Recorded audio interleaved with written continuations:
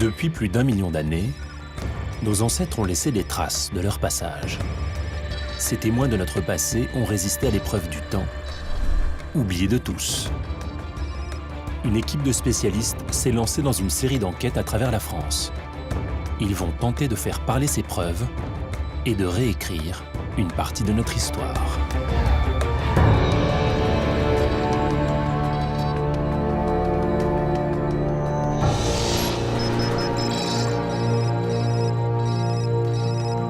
Mai 2009, Le Chêne, à 35 km de Troyes.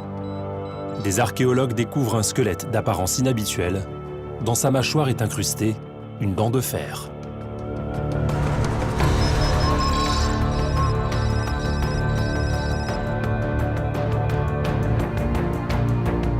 Les experts vont tenter de répondre à 3 questions.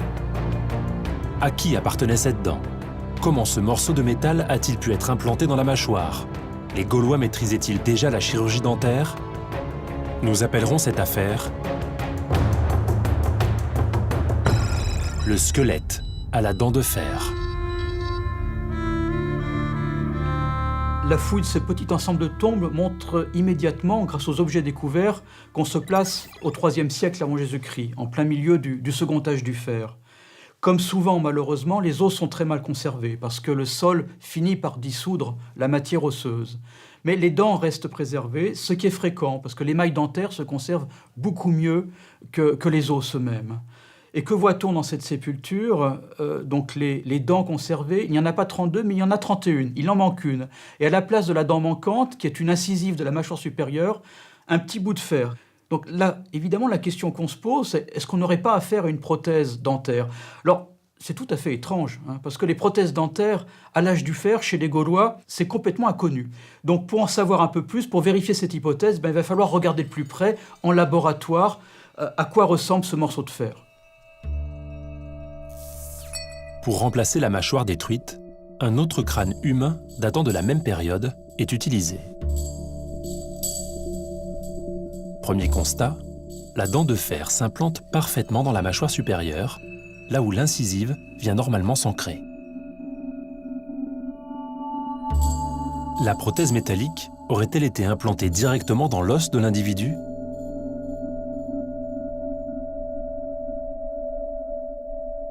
Le problème avec cette hypothèse, c'est que le fer est un matériau qui est très oxydable et que la bouche est un milieu qui est très oxydant. Donc il y a de fortes chances pour que la pièce ait commencé à rouiller et donc que l'os n'ait pas pu accepter directement cette pièce comme un implant. L'individu n'aurait donc pas supporté une telle prothèse dans sa bouche plus de quelques jours. Pour explorer une autre piste, la dent est passée au rayon X.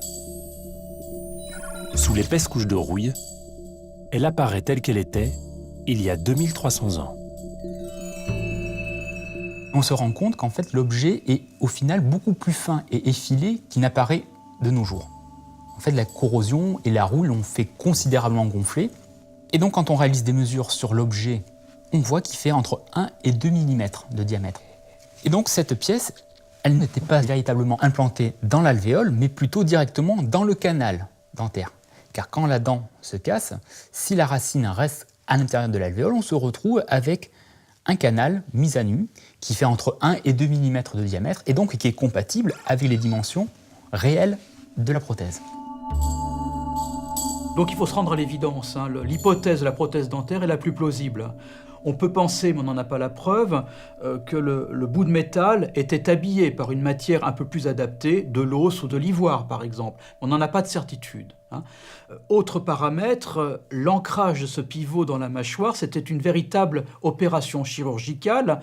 Ça n'a pas dû être très agréable. À une époque, on n'avait pas les anesthésiants d'aujourd'hui.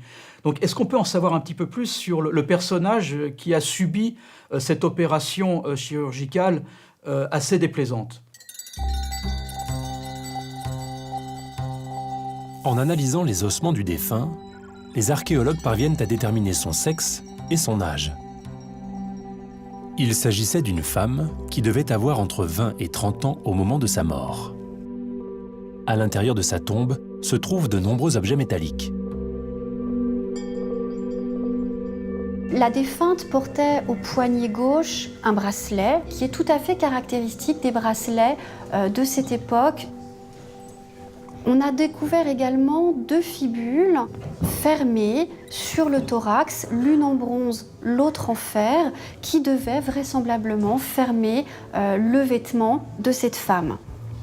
Et puis, on a trouvé les restes d'une ceinture composée d'anneaux en alliage cuivreux, reliés entre eux par des liens soit en cuir, soit en matériaux textiles.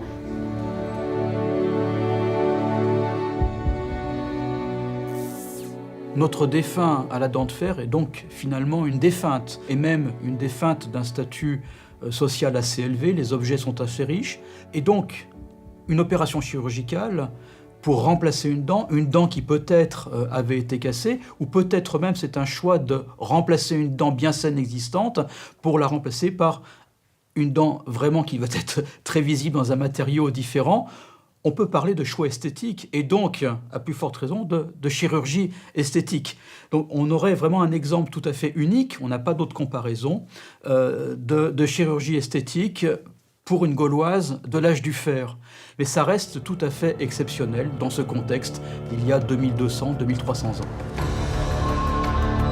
Ainsi se termine l'affaire du squelette à la dent de fer. Mais d'autres fouilles, d'autres enquêtes attendent encore les experts du passé.